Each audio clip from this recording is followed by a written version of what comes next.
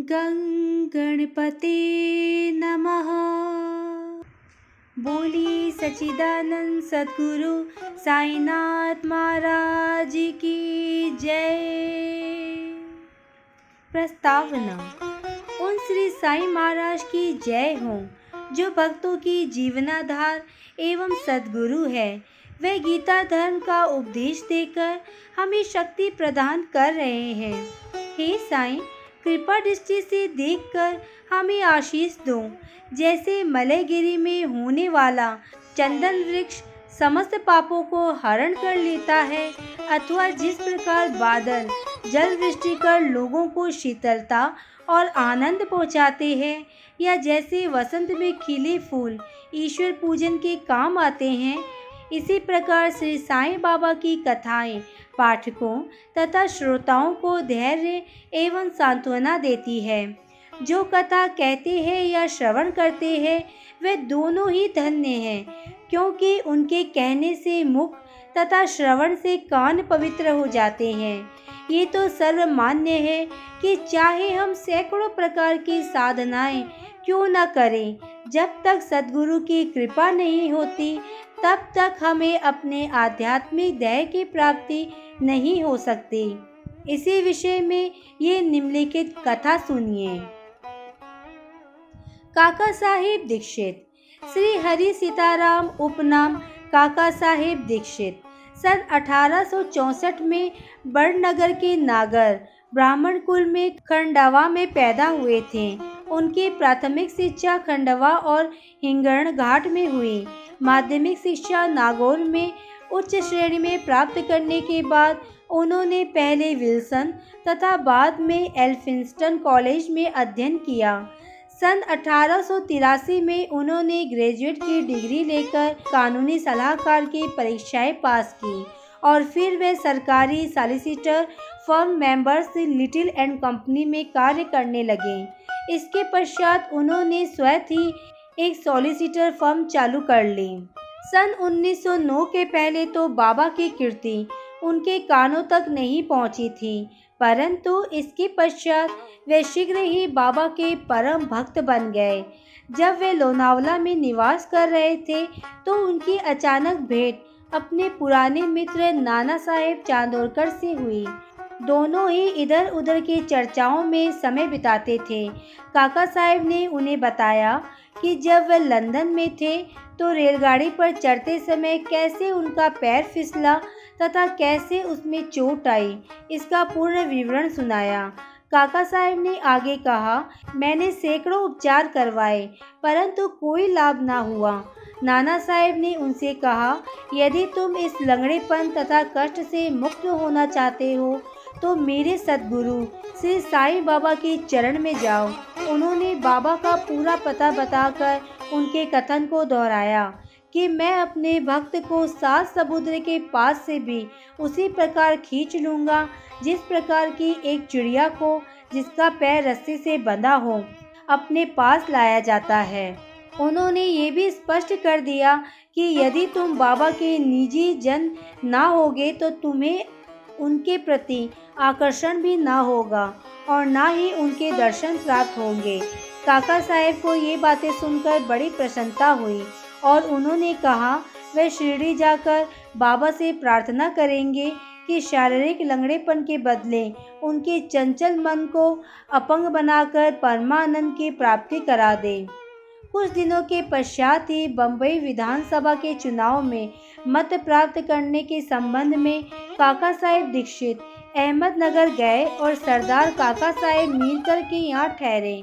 श्री बाला साहेब मीरकर जो कि कोपर गांव के मामलदार तथा काका साहेब मीरकर के सुपुत्र थे, वह भी इसी समय अश्व प्रदर्शनी देखने हेतु अहमदनगर पधारे थे।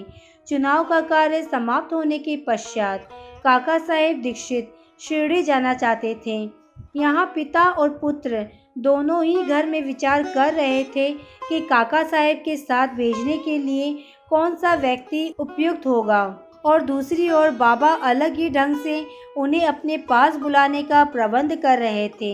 श्यामा के पास एक तार आया कि उनकी सास की हालत अधिक शोचनीय है और उन्हें देखने को वह शीघ्र ही अहमदनगर को आए। बाबा से अनुमति प्राप्त कर श्यामा ने वहां जाकर अपनी सास को देखा, जिनकी स्थिति में अब पर्याप्त सुधार हो चुका था। प्रदर्शनी को जाते समय नाना साहेब पान से तथा आपा साहेब दीक्षित से भेंट करने तथा उन्हें अपने साथ शिरडी ले जाने को कहा। उन्होंने श्यामा के आगमन की सूचना काका साहेब दीक्षित और मिरिकर को भी दे दी। संध्या समय श्यामा मिरिकर के घर आए। मिरिकर ने श्यामा का काका साहेब दीक्षित से परिचय करा दिया और फिर ऐसा निश्चित हुआ कि काका साहेब दीक्षित उनके साथ रात 10 बजे वाली गाड़ी से कोपरगांव को रवाना हो जाएंगे। इस निश्चय के बाद ही एक विचित्र घटना घटी। बाला साहेब मिरिकर ने बाबा के एक बड़े चित्र पर से पर्दा हटाकर काका साहेब दीक्षित को उनके दर्शन कराए, तो उन्हें ये देखकर आश्चर्य हुआ कि जिनके दर्शनार्थ मैं शिरडी जाने वाला हूँ, वह ही इस चित्र के रूप में मेरे स्वागत हेतु यहाँ विराजमान है। तब अत्यंत द्रवित होकर वे बाबा की वंदना करने लगे। ये चित्र मेघा का था और कांच लगाने के लिए मिरिकर के पास आया था। दूसरा कांच लगवाकर उसे काका साहेब दीक्षित तथा श्यामा के हाथ वापस शिरडी भेजने का प्रबंध किया गया। 10 बजे से पहले ही स्टेशन पर पहुंचकर उन्होंने द्वितीय श्रेणी का टिकट ले लिया।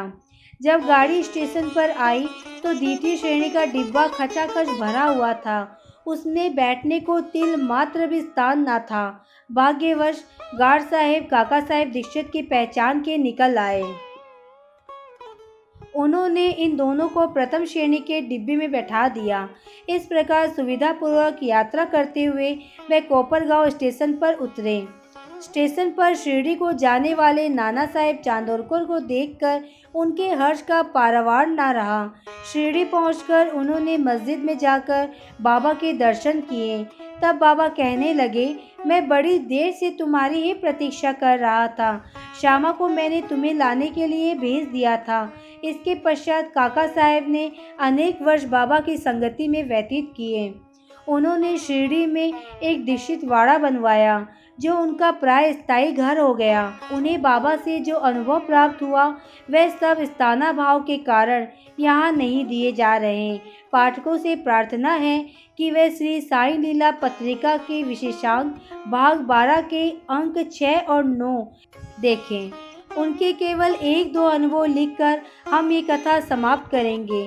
बाबा ने उन्हें आश्वासन दिया कि अंत समय आने पर बाबा उन्हें विमान में ले जाएंगे, जो सत्य निकला। तारीख 5 जुलाई 1926 को वह हेमाड़पंत के साथ रेल से यात्रा कर रहे थे। दोनों में साईं बाबा के विषय में बात हो रही थी। वे श्री साईं बाबा के ध्यान में अधिक तल्लीन हो गए। तभी अचानक उनकी गर्दन हेमाड़पंत के कंधे से जा लगी और उन्होंने बिना किसी कष्ट तथा घबराहट के अपनी अंतिम श्वास छोड़ दी। श्री टेम्बे स्वामी। अब हम द्वितीय कथा पर आते हैं, जिससे स्पष्ट होता है कि संत परस्पर एक दूसरे को किस प्रकार व्रतवत प्रेम किया करते हैं। एक बार श्री वासुदेवानंद सरस्वती, जो श्री टेम्बे स्वामी के नाम से प्रसिद्ध है, वह गोदावरी के तीर पर रामहेंद्र में आकर डेरा डाला। वे भगवान दत्तात्रेय के कर्मकांडी ज्ञानी तात योगी भक्त थे। नांदेड़ के एक वकील अपने मित्रों के सहित उनसे भेंट करने आए और वार्तालाप करते करते श्री साईं बाबा की चर्चा भी निकल पड़ी। बाबा का नाम सुनकर स्वामी जी ने उन्हें करबद्ध प्रणाम किया और वकील को एक श्रीफल देकर उन्होंने कहा कि तुम जाकर मेरे भ्राता श्री साईं को प्रणाम कर कहना कि मुझे न बिसरें तथा सदैव मुझ पर कृपा दृष्टि रखें। उन्होंने ये भी बतलाया कि सामान्यतः एक स्वामी दूसरे को प्रणाम नहीं करता, परंतु यहाँ विशेष रूप से ऐसा किया गया है। श्री पुंडलीका राव ने श्रीफल लेकर कहा कि मैं इसे बाबा को दे दूंगा और आपका संदेश भी सुना दूंगा। स्वामी ने बाबा को जो भाई शब्द से संबोधित किया था, वह बिल्कुल उचित था। उधर स्वामी जी अपने कर्मकांडी पद्धति के अनुसार दिन रात अग्निहोत्र प्रज्वलित रखते थे और इधर बाबा की धुनी दिन रात मस्जिद में जलती रहती थी। एक मास के पश्चात ही कुंडलिका राव अन्य मित्रों सहित श्रीफल लेकर शिरडी को रवाना हुए। जब वे मनमाड पहुंचे तो प्यास लगने के कारण एक नाले पर पानी पीने गए। खाली पेट पानी ना पीना चाहिए, ये सोचकर उन्होंने कुछ चिवड़ा खाने को निकाला, जो खाने में कुछ अधिक तीखा सा प्रतीत हुआ। उसका तीखापन कम करने के लिए किसी ने नारियल फोड़कर उसमें खोपरा मिला दिया और इस तरह उन लोगों ने चिवड़ा स्वादिष्ट बनाकर खाया। अभाग्यवश जो नारियल उनके हाथ से फूटा वह वही था जो स्वामी जी ने कुंडलिका राव को भेंट में देने को दिया था। शिरडी के समीप पहुंचने पर उन्हें नारियल की स्मृति हो गई। उन्हें यह जानकर बड़ा ही दुख हुआ कि भेंट स्वरूप दिए जाने वाला नारियल ही फोड़ दिया गया है। डरते डरते और कांपते हुए वे शिरडी पहुँचे और वहां जाकर उन्होंने बाबा के दर्शन किए। बाबा को तो यहाँ नारियल के संबंध में स्वामी से बेतार का तार प्राप्त हो चुका था, इसलिए उन्होंने पहले से ही कुंडलिका राव से प्रश्न किया कि मेरे भाई की भेजी हुई वस्तु लाओ। उन्होंने बाबा के चरण पकड़ अपना अपराध स्वीकार करते हुए अपनी चूक के लिए उनसे क्षमा याचना की। वे उसके बदले में दूसरा नारियल देने को तैयार थे, परंतु बाबा ने ये कहते हुए अस्वीकार कर दिया कि उस नारियल का मूल्य इस नारियल से कई गुना अधिक था और उसकी पूर्ति इस साधारण नारियल से नहीं हो सकती। फिर वे बोले, अब तुम कुछ चिंता ना करो, मेरी ही इच्छा से वह नारियल तुम्हें दिया गया तथा मार्ग में फोड़ा गया। तुम स्वयं में कर्तापन की भावना क्यों लाते हो? कोई भी श्रेष्ठ या कनिष्ठ कर्म करते समय अपने को कर्ता न जानकर अभिमान तथा अहंकार से परे होकर ही कार्य करो, तभी तुम्हारी द्रुत गति से प्रगति होगी। कितना सुंदर उनका ये आध्यात्मिक उपदेश था। सांता क्रूज बम्बई के श्री बालाराम धुरंधर प्रभु जाति के एक सज्जन थे। वे बम्बई के उच्च न्यायालय में एडवोकेट थे तथा किसी समय शासकीय विधि विद्यालय और बम्बई के प्रिंसिपल भी थे।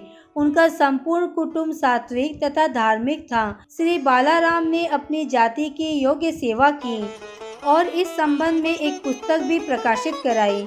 इसके पश्चात उनका ध्यान आध्यात्मिक और धार्मिक विषयों पर गया। उन्होंने ध्यानपूर्वक गीता, उसकी टीका, ज्ञानेश्वरी तथा अन्य दार्शनिक ग्रंथों पर अध्ययन किया।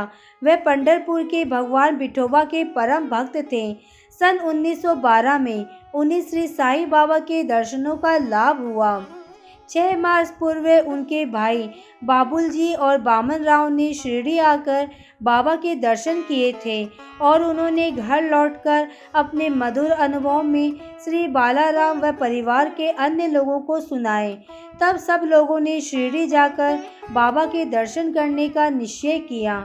यहाँ शिरडी में उनके पहुँचने के पूर्व ही बाबा ने स्पष्ट शब्दों में कह दिया कि आज मेरे बहुत से दरबारीगण आ रहे हैं।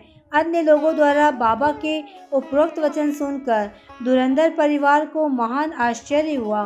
उन्होंने अपनी यात्रा के संबंध में किसी को भी इसके पहले सूचना ना दी थी। सभी ने आकर उन्हें प्रणाम किया और बैठकर वार्तालाप करने लगे। बाबा ने अन्य लोगों को बतलाया कि ये मेरे दरबारी गण हैं, जिनके संबंध में मैंने तुमसे पहले कहा था। फिर धुरंधर भ्राताओं से बोले कि मेरा और तुम्हारा परिचय 60 जन्म पुराना है। सभी नम्र और सभ्य थे, इसलिए वे सब हाथ जोड़कर बैठे बैठे बाबा की ओर निहारते रहे। उनमें सब प्रकार के सात्विक भाव जैसे अश्रुपात, रोमांच तथा कंठावरोध आदि जागृत होने लगे और सबको बड़ी प्रसन्नता हुई। इसके पश्चात वे सब अपने निवास स्थान पर भोजन को गए और भोजन तथा थोड़ा विश्राम लेकर पुनः मस्जिद में आकर बाबा के पांव दबाने लगे। इस समय बाबा चिल्लम पी रहे थे। उन्होंने बालाराम को भी चिल्लम देकर एक फूंक लगाने का आग्रह किया। यद्यपि अभी तक उन्होंने कभी धूम्रपान नहीं किया था, फिर भी चिल्लम हाथ में लेकर बड़ी कठिनाई से उन्होंने एक फूंक लगाई और आदरपूर्वक बाबा को लौटा दी। बालाराम के लिए तो ये एक अनमोल घड़ी थी। वे 6 वर्षों से श्वास रोग से पीड़ित थे, पर चिलम पीते ही वह रोग मुक्त हो गए। उन्हें फिर कभी ये कष्ट न हुआ। 6 वर्षों के पश्चात उन्हें एक दिन पुनः श्वास रोग का दौरा पड़ा। ये वही महापुण्यशाली दिन था जबकि बाबा ने महान समाधि ली। वे गुरुवार के दिन शिरडी आए थे। भाग्यवश उसी रात्रि को उन्हें चावड़ी उत्सव देखने का अवसर मिल गया। आरती के समय बालाराम को चावड़ी में बाबा का मुखमंडल भगवान पांडुरंग सरीखा दिखाई पड़ा। दूसरे दिन कांकड़ आरती के समय उन्हें बाबा के मुखमंडल की प्रभा अपने परम इष्ट भगवान पांडुरंग के सदृश ही पुनः दिखाई दी। श्री बालाराम धुरंधर ने मराठी में महाराष्ट्र के महान संत तुकाराम का जीवन चरित्र लिखा, परंतु खेद है कि पुस्तक प्रकाशित होने तक वे जीवित न रह सके। उनके बंधुओं ने इस पुस्तक को सन 1928 में प्रकाशित कराया। इस पुस्तक के प्रारंभ में पृष्ठ 6 पर उनकी जीवनी से संबंधित एक परिच्छेदक में उनकी शिरडी यात्रा का पूरा वर्णन है।